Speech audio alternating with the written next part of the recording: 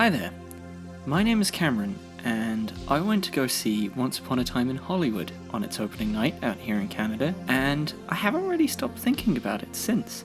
It kind of weaves and meanders through this series of tableaus that create more of an atmosphere than they do an actual plot, and as a result, there are a lot of threads hanging in the air, and it's hard to tell sometimes what Tarantino was actually trying to do with them. It made this video quite difficult to write, actually. For a long time I had absolutely no idea what to focus on, and I've been trying to write this script for weeks. There's a lot of stuff that bugs me, like how little Sharon Tate is in the movie, or the fact that Tarantino's attitude to Cliff Booth killing his wife is basically, that's showbiz, baby! But, well, I'm not very good at this whole video essay thing yet, and repeat viewings are costing me about $12 a pop, so I'm just gonna take my chances at 3 viewings and talk about one specific aspect of the film. And that aspect is Rick Dalton. For all of my gripes with Once Upon a Time, Rick Dalton is one of my favourite characters that Tarantino has ever put to film. The man is nothing like the sure-footed action hero that he plays for the silver screen. He stutters through sentences, he's humble about his work, he relies quite heavily on his best bud Cliff for everything from a ride home to a shoulder to cry on, and most importantly, he is very scared of being washed up. 5 minutes into Once Upon a Time, we find Rick having a bit of a crisis in a parking lot, telling Cliff that he's a has-been.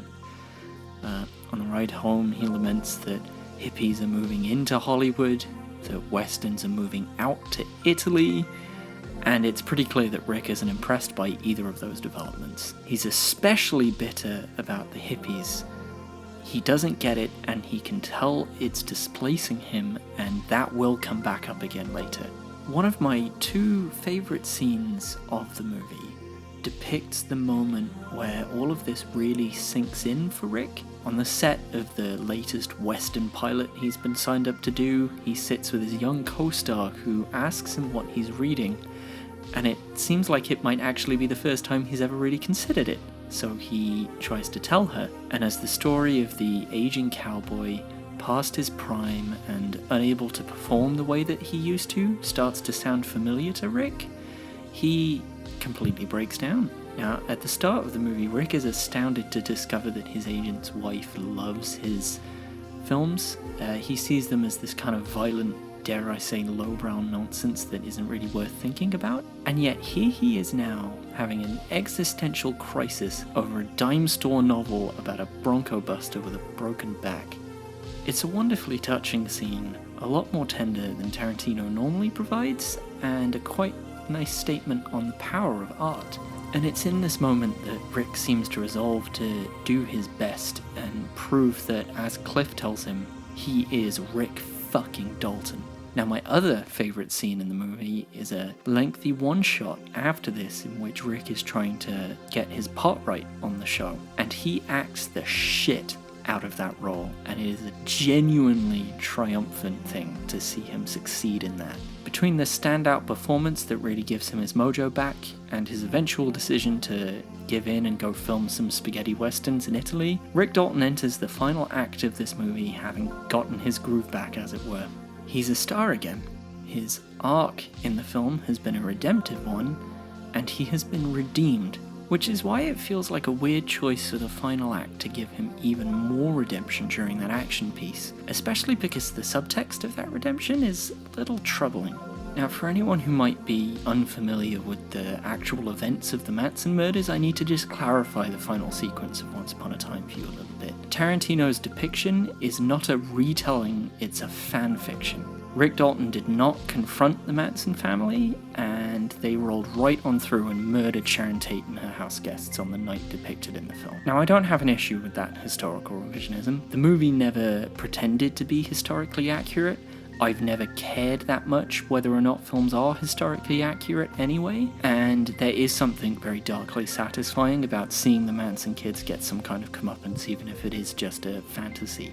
But there's a couple of choices that were made in this retelling that do give the film a bit of a weird aftertaste. First is the discussion the Manson kids have after they realise that it was the famous Rick Dalton who shooed them away. One of them suggests an alternative plan of action. that they should kill Rick instead of Sharon because his violent films and shows have taught them to kill in the first place. Now it's worth mentioning about 5 minutes after that gets said, the person who says it gets burned alive by Rick, so we definitely aren't supposed to agree or sympathise with that thesis statement, but I do still get some very weird vibes from this scene. It kind of feels like Tarantino is trying to death of the author his way out of having responsibility for what he depicts in his films, and is instead blaming the viewer for what they might find. It's a strange choice to make, especially after Rick's Western novel revelation that says something quite profound about the power that art can have, but my discomfort goes a little deeper than that still. This scene reaffirms the resentful outlook that Rick has on hippies, because the film kind of fails to distinguish between actual hippies and the Manson family, whose resemblance to that culture really kind of begins and ends with their fashion sense. Rick can't tell the difference between the sheep and the wolves hiding amongst them, and the finale reaffirms that without ever challenging him or presenting him with a counter-argument to his very broad strokes hippies bad outlook. Now this probably wouldn't be the case if the movie had focused more on Sharon Tate, or on the Manson family itself, or had actually bothered to engage with the social politics of the period it's depicting. The lack of a critical focus means that the film inadvertently groups hippies, the Manson family, and people who read too much into art into a big, ill-defined, bad group of people, which is troubling in its vagueness. It's mostly an error of omission, and I don't think it was intentional, but it did leave me feeling a bit sour as I left the cinema. Tarantino doesn't just let Rick get away with his ignorant outlook, he gives him an all-out action hero moment by letting him burn a hippie alive with a fucking flamethrower in a scene that mirrors the time he burned Nazis alive with a flamethrower for a World War II movie he was in.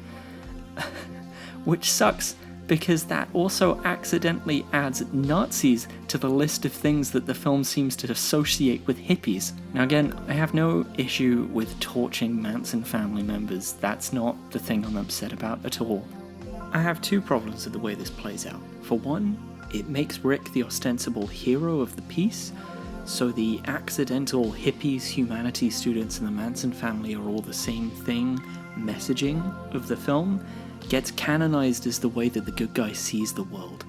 But also, I just think it's a bad ending for Rick as a character. Like I said earlier, he's already proven that he's still the man, and he's ready to let go and settle down. You know, when he comes into the third act, he wants to sell his glamorous Hollywood Hills home that at the start of the movie was his only status symbol, and he wants to get rid of it and go live in peace and quiet with his wife, satisfied with himself. He never needed to be an action hero, he just needed to be sure of himself. And he gets to do that.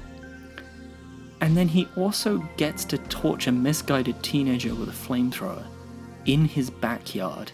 Up until this finale, Rick Dalton's character and story have been an antithesis to the overcooked macho persona of the action heroes that he plays in films. It doesn't jive that well with the over-the-top Tarantino violence, which is maybe why this happened, but it was a moving, interesting, and satisfying arc.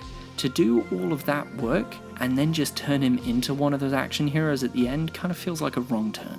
Once Upon a Time in Hollywood seemed to have something more to say about masculinity, or at least Rick's masculinity. Defaulting to macho man is fun in the moment, but it feels a little regressive, and it's strangely uncritical for Tarantino, who's usually willing to make the audience think a little bit deeper towards the end of his movies.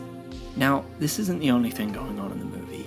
There are so many other ideas to dissect, and I'm by no means trying to be definitive in my analysis or provide a comprehensive look at the film as a whole. But I wrote about 5 different drafts of this video, and it became quite clear in that process that this was the thing that was the most interesting to me, so I thought it would make a better video if I honed in on that rather than trying to do a broad strokes review. Maybe when the film gets a home release I'll revisit it to dig a little deeper, but that's all I have to say for now.